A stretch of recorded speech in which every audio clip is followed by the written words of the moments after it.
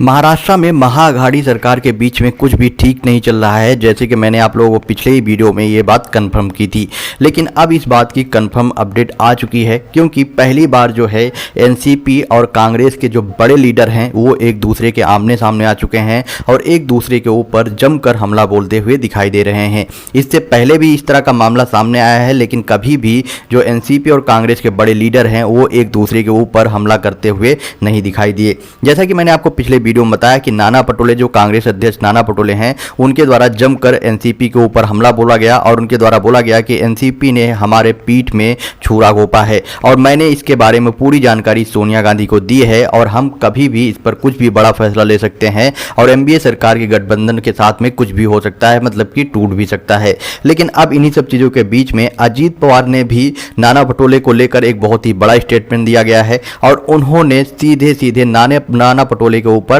निशाना साधा है। उन्होंने बोला है कि नाना पटोले ने ये जो भी स्टेटमेंट दिया गया है वो बहुत ही ज़्यादा फनी है और साथ में उनके द्वारा बोला गया है कि वो सिर्फ और सिर्फ हेडलाइन को ग्रैब करने के लिए इस तरह का काम कर रहे हैं। तो उनको जो है हेडलाइन में बने रहने के लिए जो भी करना है वो करते रहने दीजिए। साथ में उनके द्वारा बोला गया कि पटोले को, ये वो पटोले हैं जिन्होंने पहले जो है कांग्रेस को ज्वाइन किया, फिर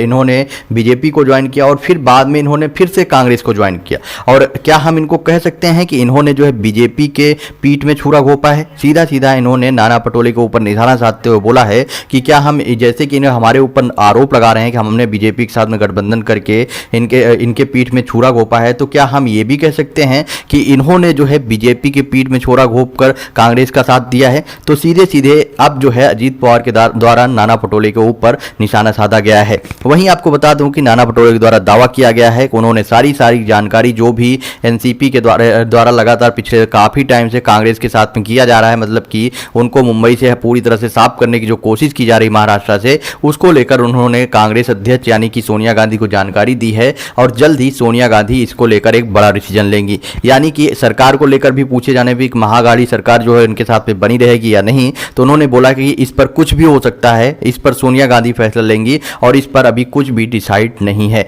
जिस टाइम सरकार बन रही थी उस टाइम कांग्रेस ने खुद को मुख्यमंत्री पद के लिए उम्मीदवार के लिए नहीं बोला, क्योंकि सिर्फ और सिर्फ कांग्रेस का एक ही मकसद था, महाराष्ट्र में बीजेपी को शासित नहीं होने देना, मतलब कि बीजेपी का कब्जा नहीं होने देना। लेकिन अब जैसा कि देखा जा रहा है लगातार एनसीपी बीजेपी को सपोर्ट कर रही है, तो हम जो है आने वाले टाइम पे कुछ भी बड़ा फैसला ले सकते हैं। देखते हैं आने वाले टाइम पे क्या होगा। लेकिन अगर ऐसा कुछ फैसला लिया तो आने वाले टाइम पे महाराष्ट्र के सीएम उद्धव ठाकरे की मुश्किलें काफी ज्यादा बढ़ जाएंगी और हो सकता है कि उनकी सरकार गिर भी सकती है, जैसा कि बीजेपी के द्वारा लगातार पिछले काफी टाइम से दावा किया ही जा रहा है। आपका क्या ओपिनियन है इस पर? आप अपना ओपिनियन कमेंट बॉक्स में बताएं और वीडियो को ज़्यादा से ज़्यादा शेयर करें।